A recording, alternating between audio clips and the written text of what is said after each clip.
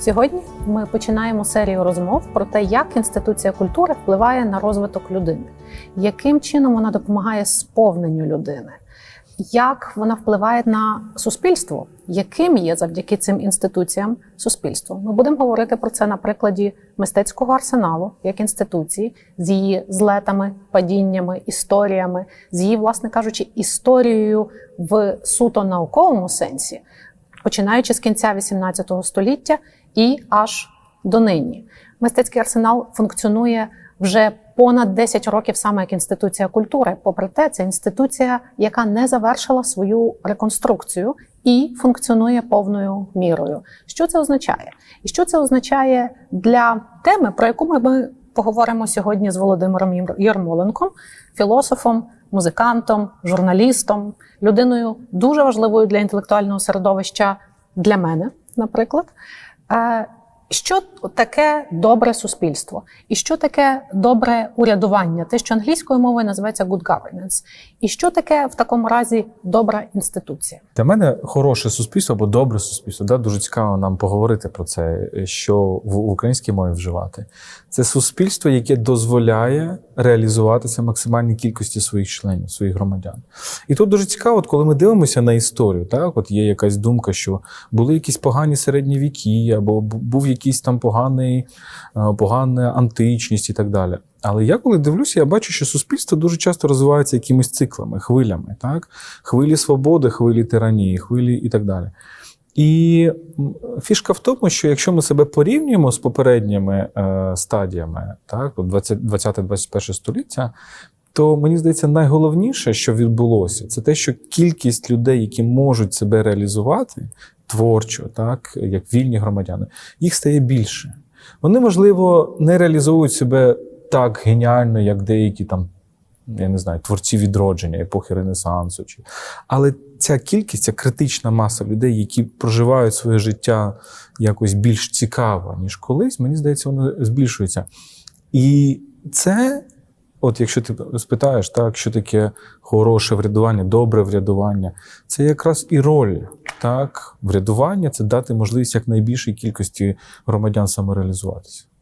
Це цікава дуже теза, але я хочу її ще трошечки в історичний бік повернути і подивитися на мистецький арсенал знову ж таки в історичному розрізі.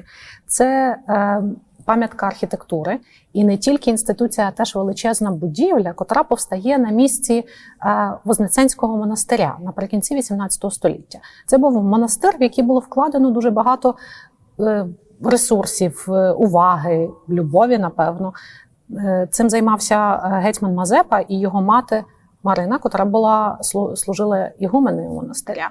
Але вже в кінці XVIII століття на місці монастиря, духовного осередку, постає воєнний об'єкт, котрий є частиною Київської фортеці, котрий слугує майстернею, величезними такими потужностями для ремонту зброї аж до середини 2000-х років. І тоді, всередині 2000-х років, уже нашого часу, дуже близького, перетворюється на щось ще інше, на інституцію культури. Про що це все говорить? Це для мене дуже символічна історія. От мені здається, мистецтво мислення – це в тому числі дивитися на якісь локальні речі і бачити їх як мікрокосм, в яких відображаються якісь великі речі. Що відбулося з арсеналом? Це було спочатку, на цьому місці був монастир, потім це був військовий об'єкт, і потім це мистецька інституція. І це, мені здається, показує нам розвиток самого суспільства, не тільки нашого, а, наприклад, європейського. Да?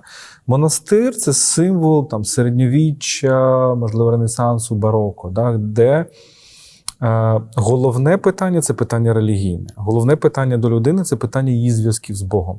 Ранньомодерна, модерна доба, так, тобто десь там 17, 18, 19 століття, частина 20 століття.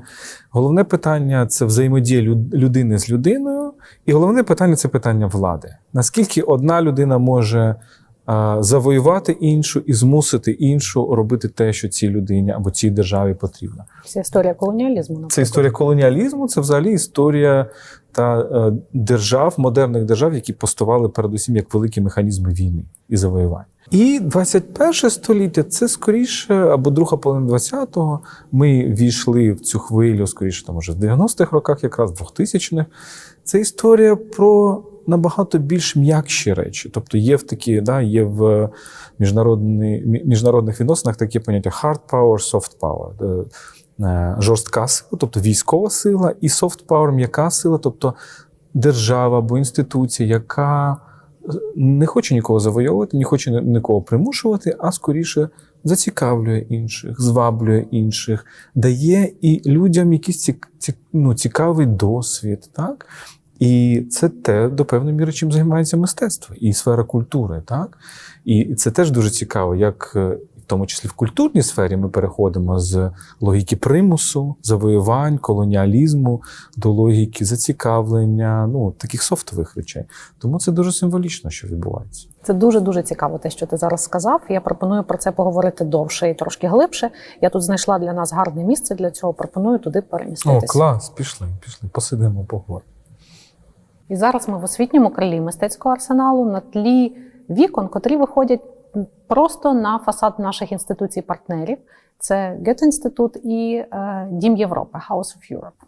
І мені здається, що це теж таке метафоричне продовження нашої розмови про те, як історія арсеналу лягає на європейську історію, на історію європейської думки. Чи ти би міг трошечки це продовжити?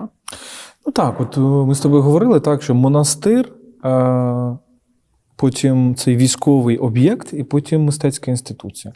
Як на мене, європейська культура, якщо ми беремо з середньовіччя, вона розвивається дуже цікаво, тому що спочатку головне питання для суспільства, так, це питання про те, як можлива колективна дія. Тобто, як люди не будуть просто якимось атомарними суб'єктами, як вони щось можуть робити разом. І якщо середньовіччя це питання про те, що ти можеш з іншими людьми робити разом, тому що ви разом молитеся Богу, тобто це якась вертикаль, то модерна доба – це дуже складний такий період. З одного боку, ми говоримо про народження лібералізму, народження сучасної демократії, народження просвітництва 18 століття. Але з іншого боку, не треба забувати про це такий темний момент. Це те, що це період, коли створюються сучасні держави, передусім як механіки війни. Створюються сучасні армії, наприклад, ця загальна військова повинність, коли ти можеш всіх селян взяти і змусити йти в військо. І, в принципі, арсенал – це 18 століття, це що таке? Це Російська імперія, це епоха Єкатерини II, коли вона завойовує дуже багато територій, коли вона перемагає турків і так далі, коли вона знищує автономію козацьку, коли вона знищує Січ і так далі. Цікаво, що це з допомогою теж українських умів. Наприклад, графа Безбородька знаменитого і, власне кажучи, а ще раніше Петро І з допомогою Феофана Прокоповича. І великої еліти, церковної української. Це окреме питання, як українці допомагали Російській імперії потім знищувати українців. Це, на жаль, така драматична історія. І тут дуже цікаво, що Київ тоді, коли створювався арсенал, це було пограничне містечко, місто, можна сказати, тому що до поділів Польщі, тому що це була фактично межа між Російською імперією і оцією, в принципі, декадентною вже Польщею. Так? І от дуже цікаво дивитися на те, як весь державний механізм 17-18 століття, він працював на те, щоб змушувати людей, своїх громадян тримати в підпорядкуванні і щоб завойовувати інших, або щоб захищатися від інших. 20 століття, 21 століття – це вже епоха, коли, як на мене, ці моделі не працюють. Ми не знаємо, можливо, вони запрацюють ще раз. Можливо, запрацюють ще раз у ці середньовічні механізми віри. Можливо, прийде якийсь Китай і скаже, що я вам даю таку ідеологію, і ви мусите сліпо в неї вірити. Або він завоює півсвіта військовими засобами. Але все одно той світ, в якому ми живемо, оце тим, чим пишається Росія, принуждення к міру і так далі, воно не працює. Для того, щоб... Тому воно начебто таке застаріле. Тому що це модель, котра функціонувала досить довго, кілька століть. Але потім ми побачили перехід в цю модель зваблення, як ти говориш, яка пов'язана в нашому уявленні, наприклад, з всезагальним правом вибору політичного. Але потім ми потрапляємо теж в модель, чи це та сама модель, мені цікаво, з соцмережами, модель омани. Так. Введення в омани. Це Без сумніву. те саме зваблення? Ну, без сумніву, тому що коли ти в цій, ну, тобто ти зараз можеш, як ти можеш створити оцю колективну дію, чи через переконання, через зацікавлення, через зваблення, і, ну, в тому числі через обман і маніпуляції. Тому в сучасному світі мистецтво обману і маніпуляцій стає таким сильним. Тобто немає досконалих суспільств. Дуже часто елемент сили є таким елементом слабкості. Але повертаючись до того, в чому роль інституції такої, як Арсенал, вона, як на мене, це такий символ того, що ми перейшли від суспільства мілітарного, де ти примушуєш людей, в суспільство, де ти спілкуєшся з людьми, намагаєшся їх переконати, звабити. Ну, інший темний бік – це маніпулювати ними і так далі. Тобто набагато більш горизонтальна модель. І зверни увагу, що Арсенал, він існує як військова інституція аж до фактично кінця СРСР. Так, я правильно ж розумію, так? І навіть трішки пізніше. До середини 2000-х. Так. Власне кажучи, переламом його трансформації є помаранчева революція, тому що це теж такий проект Віктора Ющенка великою мірою. Тобто Арсенал, не помаранчева революція. Арсенал, саме я маю на увазі Арсенал. Тобто це начебто теж поява цієї культурної інституції пов'язана з певним завершенням. Ось цієї, можливо, більш радянської такої історії. Але коли ми з тобою сюди йшли, ми, власне, говорили теж трошечки про деяких авторів, на котрих цікаво подивитися з точки зору їхньої рефлексії про суспільство, і державу, і урядування. І два дуже очевидні автори – Гоббс і Лок. Так. І вони начебто належать до трошки різних епох. Чи ти би міг трошки про те? Про що говорив Гоббс? І про що це свідчить, що це за епоха, і пізніше Лок. І далі я би хотіла тебе попросити трошки поміркувати про те, чи були такі думки, такий взагалі нурт мислення в українській гуманітаристиці. Хто це? Гоббс – це Феофан Прокопович, а Лок – це Михайло Драгоманов. Це прекрасно. Але чи ти міг би це розвинути, цю чудову думку? Ну, вони пов'язані через прабабусь, різними... Ну, це ж відомо. Це містифікація. Це маніпуляція, це спроба зацікавити.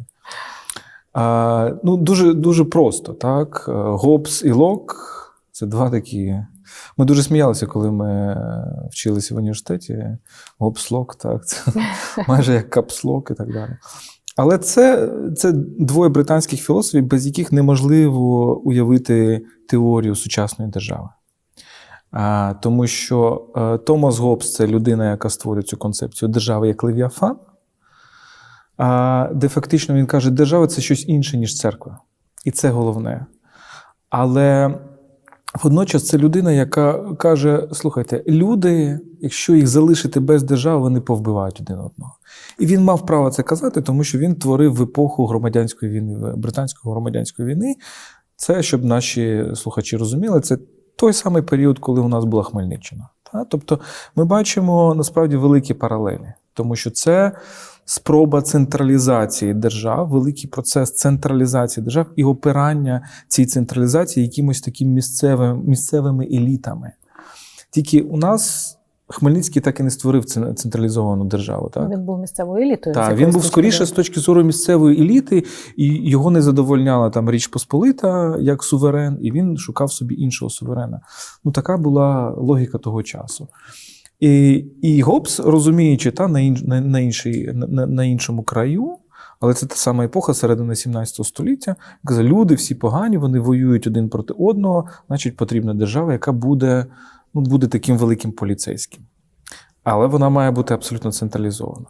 Через 30 років після нього Джон Лок, це фактично людина, з якої ми починаємо європейський лібералізм, можна сказати, він каже, ні, люди, це вже після так званої Glorious Revolution в Британії, коли все більш-менш стало добре, коли люди перестали один одного вбивати, і Лок сказав, ні, мабуть, люди не такі погані, отже, держава не має бути тільки поліцейським, але вона має, навіть хороші люди, які формують між собою те, що Лок називав civil society, тобто суспільство, в якому ще немає держави, але якому на горизонтальних зв'язках люди можуть взаємодіяти. Навіть для цього суспільства потрібна якийсь арбітр, держава як арбітр. Чому я кажу про Прокоповича і Драгоманова? Тому що Прокопович – це якраз людина, яка мислить уже в цих категоріях європейського централізму І він приходить фактично до Петра І і каже: о, от у нас модель. Отак треба всіх, значить, місцевих князьків, всіх треба задушити. І тоді ти побудуєш централізовану країну, і це модерно, це класно, це модно. Тільки він не усвідомив, що це буде дуже погано для України. Можливо, він не міг передбачити. А Драгоманов – це вже 19 століття. Це людина, яка каже, політика, вона має йти не зверху, а вона має йти знизу, через громади, через об'єднання людей, яким треба дати максимально багато свободи. Тому українська ця децентралізація, ця мислення децентралізації, воно народжується в 19 столітті у такої людини, як Драгоманов. Тому це дуже цікаво бачити, як українська інтелектуальна традиція, насправді, вона відповідає на багато речей, які в Європі існують.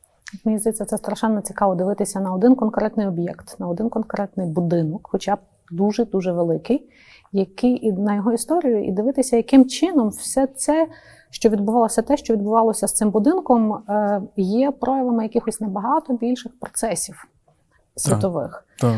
Мені здається, ще одна цікава річ, до якої мене підштовхнуло читання нещодавно виданої книжки Гумбрехта «Продукування присутності». Він в якийсь момент зауважує про різницю гуманітарних традицій. Німецької, з якої він походить, і, власне кажучи, англо-американської. І якщо в німецькій, він каже, дуже важливим є віднаходження якнайраніших текстів, німецьких, так би мовити, і виснування якихось дискусій з цього про націю, історію, дух, то в британському і американському гуманітарному дискурсі дуже важливим є читання текстів дуже повільно, дуже уважно і постановка моральних питань. В першу чергу моральних питань. Мені здалося, оця теза про моральні питання теж важливою з точки зору того, з чого ми почали, оцього доброго урядування, good governance.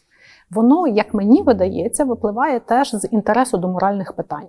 Що є добре? Як ми знаємо, що щось є добре? Тобто, напевно, добре урядування пов'язано з прагненням прямувати до доброго суспільства. Тобто, це така організація влади, яка призводить до доброго суспільства. Добре суспільство, ти на початку сказав, це таке, в якому максимальна кількість людей може сповнитися, реалізуватися. Це дуже наше сучасне розуміння. В середньовіччі тобі би сказали, що це суспільство, в якому люди готуються до кращого, справжнього, аутентичного, потойбічного життя. Тому відповідають певним настановам. Але щось, мені здається, цікавим, що взагалі підхід до управління погане слово, урядування, бо воно набагато ширше і пов'язане з прийняттям рішень, воно неможливий, цей підхід неможливий без попередньої постановки морального питання. Добра і зла. І ось це щось, чого я не помічаю достатньою мірою в нашій гуманітарній традиції. Моральної, постановки моральних питань?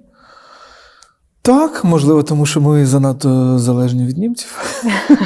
Але з іншого боку, німці теж це велика етична традиція.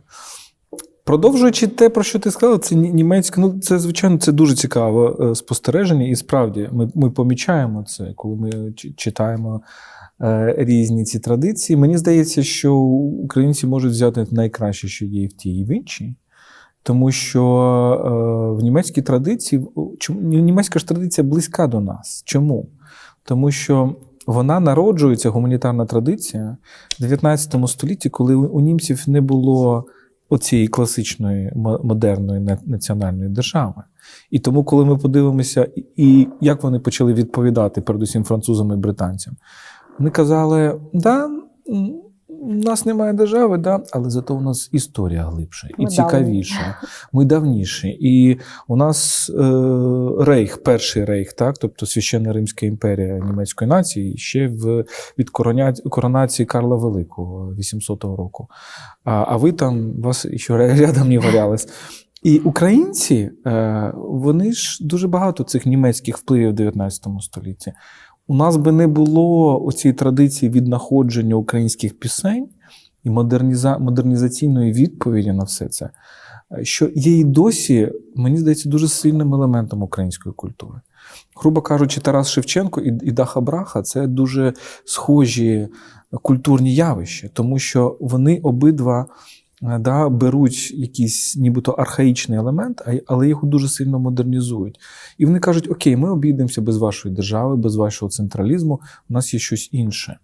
Тому, в принципі, це мені здається, важливо поєднувати, але важливо справді не занурюватися тільки в генеалогію, тому що англосаксонська традиція інколи, мені здається, занадто пласкою, тому що вона все дуже сильно модернізує.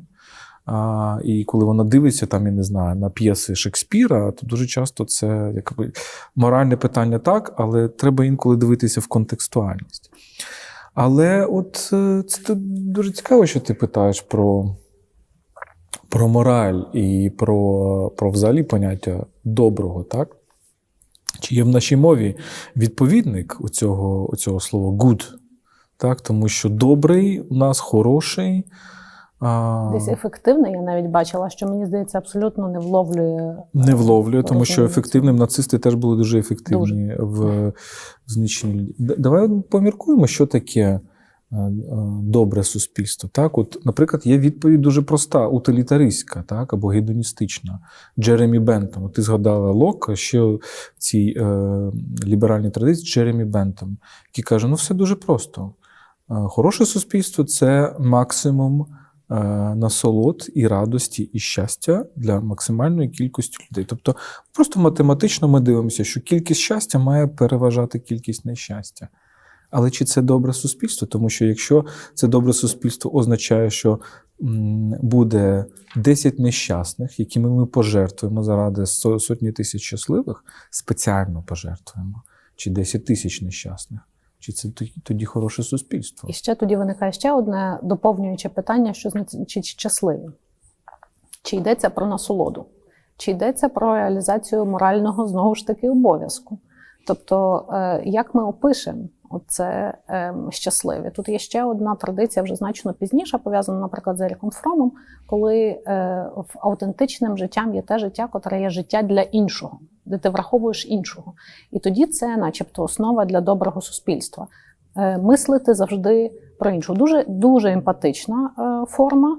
І в цій емпатичності, мабуть, дещо утопічна, але мені видається, дещо добряче утопічна, але мені видається, що тут теж в цьому мисленні про добре суспільство, а з нього, значить, добре урядування, це випливає питання обов'язку. Чи може бути обов'язок взагалі джерелом насолоди? Ось я вчора ввечері, готуючись, взяла цей зовсім неплановано блокнот і з'ясувалося, що на ньому написана цитата з Канта, Еммануїла Канта, і звучить вона так: «Я можу, тому що я хочу того, що я мушу». Тобто обов'язок виявляється джерелом насолоди.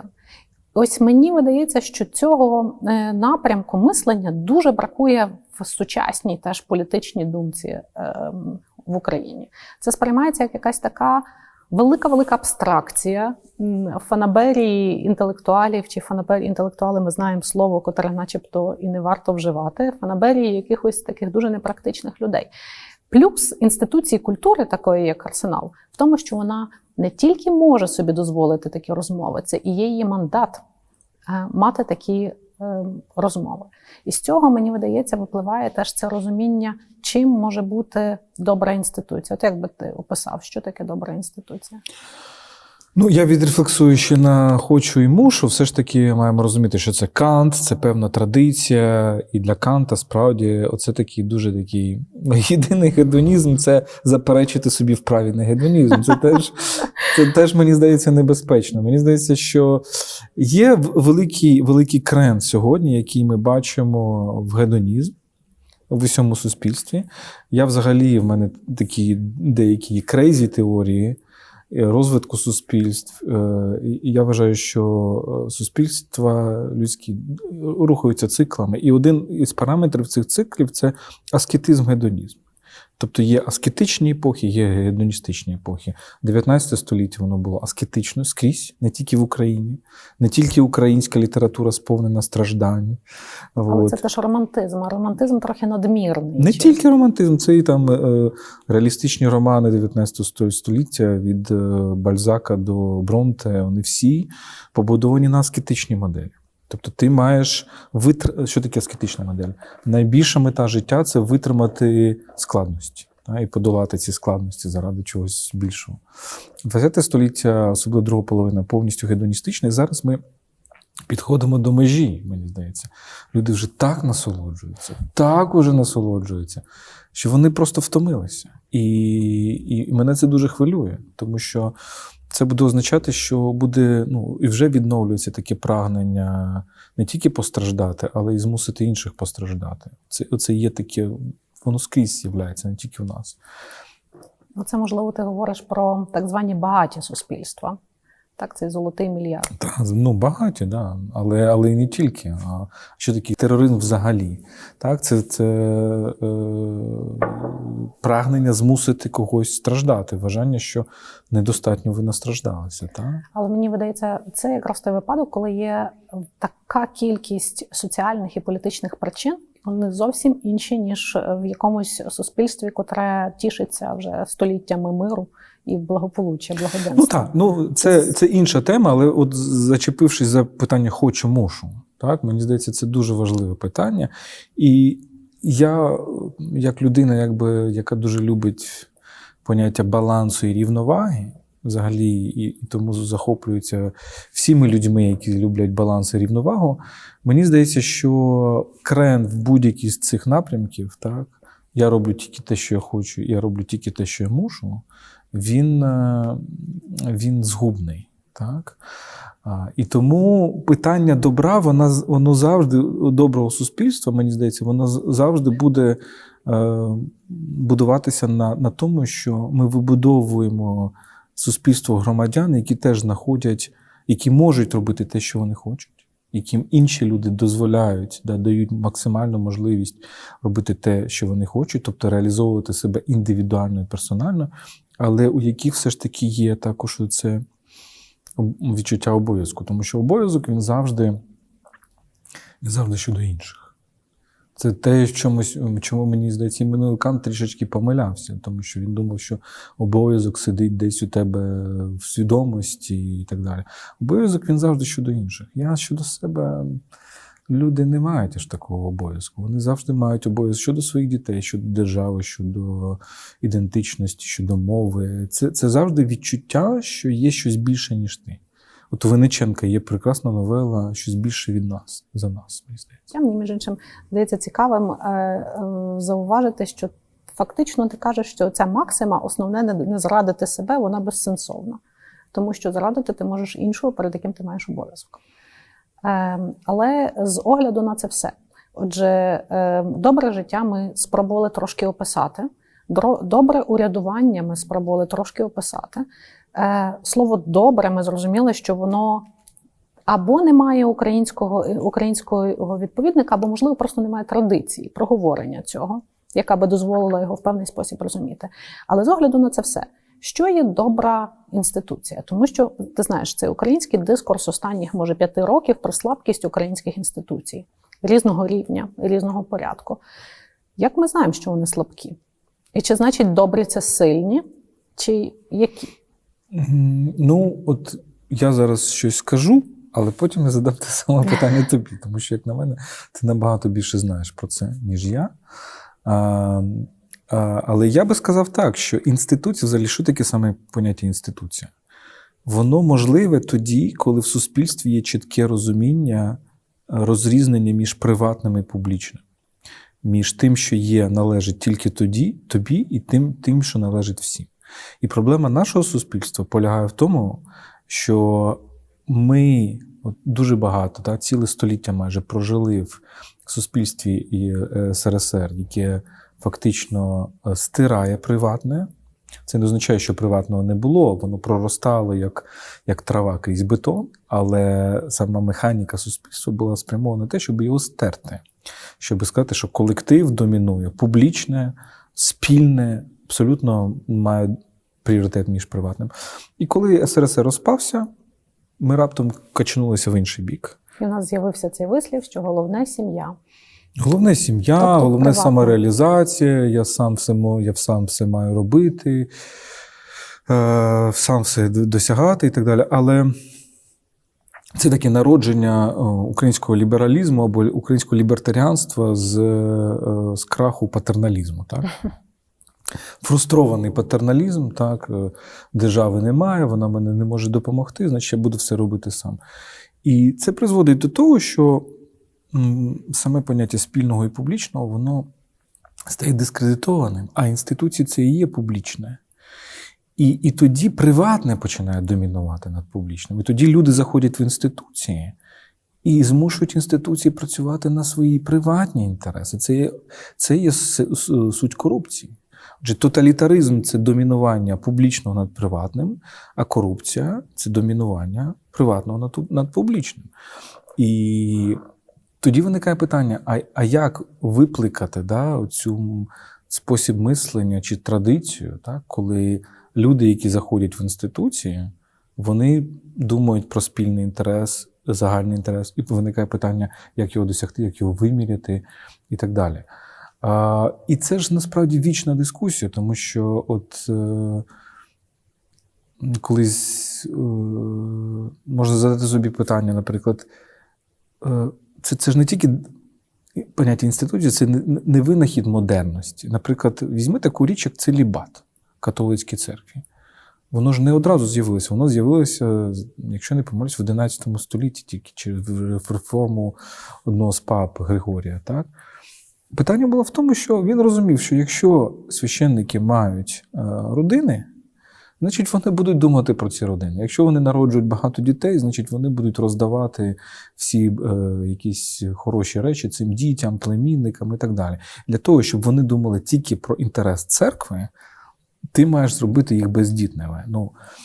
Це один зі способів, я звичайно не кажу зараз, що треба цей спосіб відновити, це неможливо. Але той спосіб був відповідником тієї епохи. Відповідником епохи ХХ століття в Західній Європі це побудова такого класу функціонерів або бюрократів, державних службовців, які дуже захищені, які мають хороші зарплати, яких неможливо звільнити, і у них немає корупційних інтересів. І тому вони думають про спільний інтерес.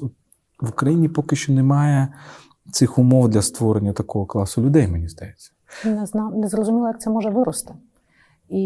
Бо начебто зрозуміло, що потрібно, так як ти щойно описав, цей цілий клас людей без корупційного інтересу, які будуть працювати тільки на безкорупційній інституції. Як їх виростити? Оце як має бути, я маю на увазі не людей, а клас, як сад. Як цей сад має, з чого він проростає і як він росте? Можливо, одна з відповідей – це, власне кажучи, таке якраз оця дискусія про моральні питання, котра має тривати в багатьох місцях. Вона би мала тривати в університеті. Це дуже важливе місце і, можливо, центральне. І тут в мене є деяка надія, бо, скажімо, свого часу реформа із впровадженням ЗНО усе ж таки викорінила якусь частину корупції. А корупція в університеті, напевно, найбільш токсична для людини, тому що вона на старті твого самостійного життя людини показує, що ти можеш захопити нечесним шляхом. І цей досвід просто, я думаю, руйнує життя і суспільство. Отже, університет має бути цим осередком розмови про моральне. І тут це тільки саморегуляція академічного середовища. Я все ж таки сподіваюся, що в Україні з'являються такі університети. Я знаю 2. Але дивись, тут в мене буде питання до тебе. Ми не можемо змінити все одразу. Абсолютно. І є 2 шляхи. Це запланувати якусь глобальну реформу з низин і так далі, з університетів, з освіти, і потім сподіватися, що воно дійде до якогось вищого щабля. Або інше – це коли ти точково б'єш. Ти створюєш якісь інституції from the scratch, так, з нуля. І це насправді теж дуже давня практика. Там, коли прийшов Наполеон до влади у Франції, не будемо оцінювати цього персонажа, але він йшов, зокрема, цим шляхом. Створювати якісь окремі інституції, які потім будуть заражати, в хорошому сенсі, своїми практиками інші. В освітній системі, мені здається, це тільки так може робити. Це не топ-даун, це якраз створення критичної маси нових навчальних закладів, які просто будуть показувати стандарти. Як в мистецьких інституціях, на твою думку? Я думаю, що це дуже подібно загалом в інституціях. Я дуже підтримую цей підхід. Власне, точка, мені здається, він єдиним реалістичним, який нам доступний загалом. І я бачу якраз мистецький арсенал і інші культурні організації, університети, як інституції розвитку. Це не однакового, але подібного типу. В них та сама місія – допомогти людям розвиватися так, щоб досягати, реалізуватися в цьому доброму житті. Отже, якраз створення таких острівців, в яких слова збігаються з діями, в яких існує реальна свобода, в яких свобода думки, я маю на увазі, і висловлювання, в яких існують якісь форми солідарності і підтримки, котрі є солідарністю і підтримкою якраз не токсичного характеру, знаєш, коли ми товаришуємо проти всього світу, а радше такою позитивною програмою. Я думаю, що це реалістично. І тут процес працює в два боки. Це не лише, знаєш, зазвичай кажуть, що дуже важливий цей grassroot рівень, низовий. Але низовий рівень недостатньо. Недостатньо мати багато голосів знизу, які проводять зміни вгору. Щоб цей процес справді відбувався, це має бути з двох боків тиск. Зверху вниз і знизу вверх. Страшенно цінно і важливо те, як ці інституції підходять до їх управління. І тут є ціле віяло різних всіляких можливостей, але відповідаючи на питання, що буде доброю інституцією, це ось буде інституція, в якій намагаються створити оці острівки і знизу вверх, і зверху вниз, я думаю. І тобі здається, все ж таки ми говоримо про якісь негативні речі, да, в Україні, що щось там не вдається і так далі, але дуже багато чого вдається. Мені абсолютно. Здається, тобто є арсенал, якщо ми культурний шар візьмемо, є Український інститут, є Український культурний фонд, є Український інститут книги, є Довженко-центр. Багато, насправді, інституцій, яких не було там ще скільки, 10-15 років тому, можливо, і 5 років тому. Наприклад, мене дуже тішить, як намагається працювати музей Ханенків, скажімо, Київський і інші інституції. Тобто багато всього доброго відбувається, просто ці добрі речі треба помічати і про них говорити. І є ще одна штука, яку ми теж в нашому медіа-ландшафті рідко бачимо. Ми не є суспільством суцільних поразок, у нас багато перемог. Ми ці перемоги приймаємо як само собою зрозуміле. Наприклад, всі наші майдани, вони всі були успішними. І Революція на граніті, і Євромайдан, і Помаранчева революція. Вони, може, не дали зміни, ми не стали одразу так, наше суспільство не так організувалося, як де-небудь в Бельгії миттєво. Але всі ці повстання чи рухи, вони дали плоди, причому плоди позитивні. Це досвід багатьох перемог за цей період. Створилися теж нові інституції. Я дуже мрію про те, щоб мистецький арсенал був однією з таких інституцій-орієнтирів. Бо якщо ти не маєш цих орієнтирів, тоді тобі дуже тяжко. Наприклад, коли ми дивимося навіть зараз, я зараз зроблю стрибок зовсім в бік, такий в політичну ситуацію, коли ми подивимося на Білорусь сьогодні, чим би не закінчилися протистояння громадян з Лукашенком, сам факт, сам цей досвід є великим орієнтиром для наступних років. Для, власне кажучи, того, щоб пробувати будувати теж своє добре суспільство. І ось я би дуже мріяла, щоб арсенал саме був таким орієнтиром для інших інституцій. Треба сказати, що і арсенал має такі орієнтири.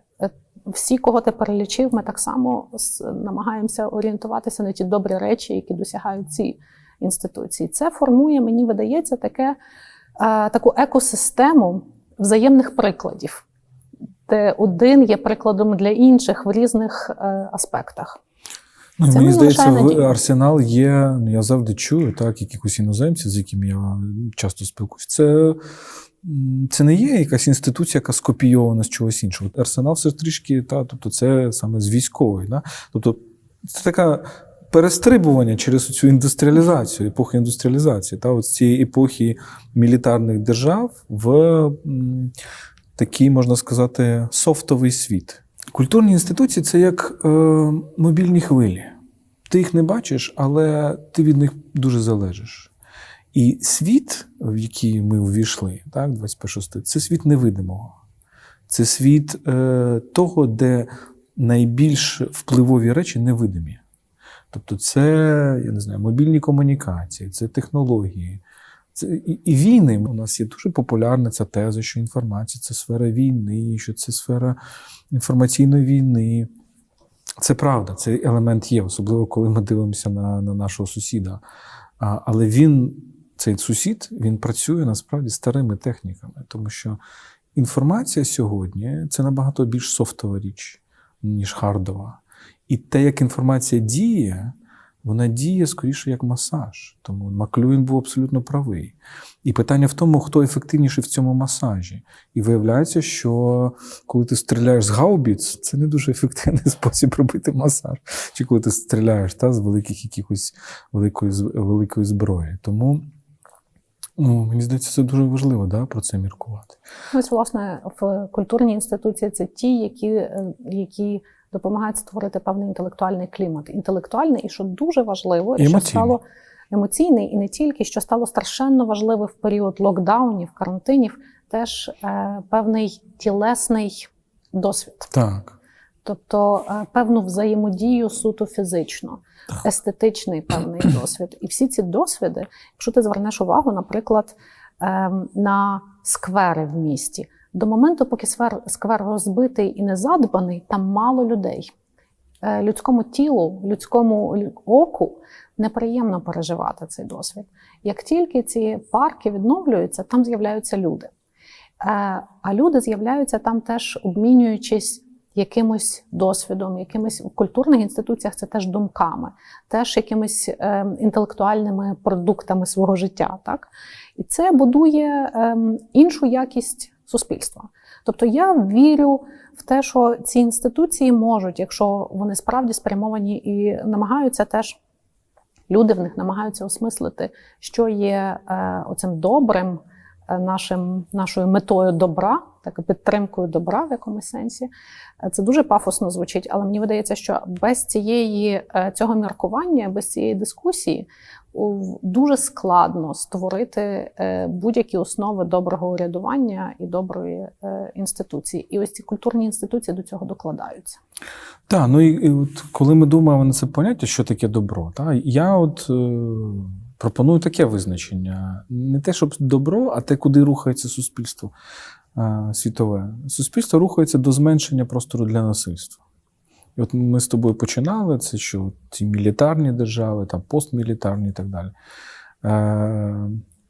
Простір для насильства зменшується. Так? Ми принаймні на це сподіваємося. Над насильство людини над людиною, людини над природою вже дуже важлива тема для 21 століття. Це насильство людини над природою, яке теж, скоріш за все, буде радикально зменшуватися. Тому оці всі софтові інституції, які пропонують скоріше ці горизонтальні зв'язки, вони дуже, мені здається, важливі. Але ти говорила про те, як для українських інституцій важливі орієнтири, якісь інші інституції. По-перше, які це для тебе? А по-друге, для кого ви стаєте орієнтиром? Ти це відчуваєш?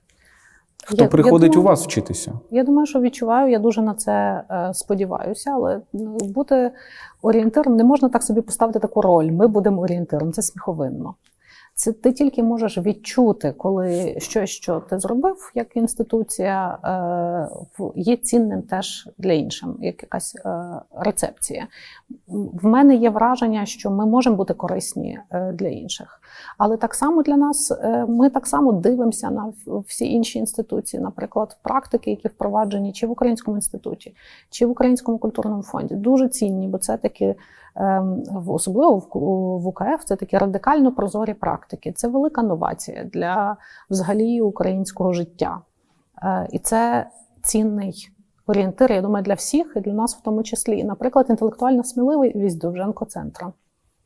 Це так само щось, що чим не можна часто не захоплюватися. Якісь такі речі. Це, наприклад, те, як великі старі, в хорошому сенсі цього слова, інституції з величезними колекціями починають робити величезні зусилля, щоб себе переосмислити. І це часом тільки такі ще перші кроки, але вони дуже-дуже цінні. Наприклад, мені дуже цікаво, як працюють музейні інституції Львова, котрі починають себе теж переосмислювати і раптом розуміють, що вони є одними з основних скарбників. Або, наприклад, Одеський художній музей, котрий починає себе перевинаходити. Це все теж орієнтири для нас. Тут не так важливо, коли є ці інституції, орієнтири окремі, але теж важливо ця мережа взаємних прикладів, взаємного надихання. Ну так, і ти згадала музей, це, мені здається, це інституція, яка є реакцією на великий шок. Це шок історії, який приходить в 18-19 столітті, і розуміння, що ти маєш якось зберігати те, що дуже швидко зникає. Тому що історія дуже швидко знищує ці речі. Коли людина жила в релігійному суспільстві, де домінувала релігія, то, в принципі, зникає воно, не зникає. Все одно ж буде якийсь там інший світ, де воно все якось знову відновиться. 19 століття вже приводить до думки, що минуле, якщо ми його не збережемо, то воно не збережеться само. І тому головна мета – це його зберегти. Якось його законсервувати, і щоб воно просто було, як спадок. Бо дуже багато українських музеїв, вони в такій логіці і залишаються. Бо головне зберегти, щоб ніхто не бачив, не дай Бог. Між іншим, знаєш, в ситуаціях суспільства в потрясінні це дуже цінна позиція. Так, це дуже цінно, без сумніву. Але сучасне, ми говоримо, це суспільство не так. Навіть діалог з минулим уже не є тільки діалогом з минулим. Тому що це концепція 19 століття, що діалог з минулим – це діалог з мертвими. От ти маєш спілкуватися з тими твоїми пращурами, з тінями забутих предків. Оцей зв'язок, якийсь теж вертикальний, але вниз. Наш діалог з минулим – це горизонтальний діалог між сучасниками щодо минулого. І спосіб його реанімувати і зробити так, щоб твори Шевченка могли би промовляти для нас не тільки як якась радикальна, консервативна якась, а як чоловік, який говорить до нас, і є нашим співрозмовником, який актуалізує наші якісь сучасні проблеми, правда? Тому ця реформація музеїв – це дуже цікава річ. Я думаю, що вона триває. І я думаю, що за 10 років буде ландшафт виглядати, може, не радикально інакше, але вже досить інакше. І що особливо цікавим в контексті нашої розмови, мені здається, це те, що навіть такі класичні інституції, як музеї, все більше і більше замисляться про те, яка їхня роль для суспільства. І що це за суспільство, в якому ми живемо. Мені видається, що ми з тобою обговорили вже практично все. Це була дуже-дуже цікава розмова. Дякую, Володя. Дякую тобі дуже. Дякую.